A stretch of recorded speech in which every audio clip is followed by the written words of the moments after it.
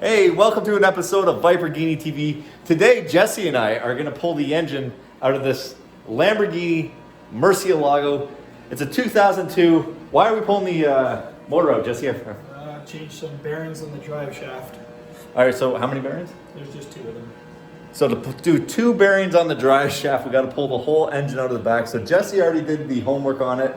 He pulled all the hoses, labeled all the hoses. You can see how he did it with naming them all, and yellow B. What's yellow B? Yeah, yellow B's yellow B. Oh, so you just kind of find the stuff and put it on. Oh, Yep. That's where that one goes. Yeah. Anyways, we're going to be doing this over the course of a couple days. I think Thursday. Today is Monday night. We're coming back Thursday, and we're going to take care of that. You can also see on the inside of the car, you have to pull the shift knob out. Now, we looked up this shift knob. It's threaded on the inside. I don't know if you can see that. No, you can't see that. But it's about $1,000 if you screw this thing up. So this is what it looks like. You take the gate plate off, and then the shifter just sits right here. But that's if we were pulling the transmission. We pulling the transmission?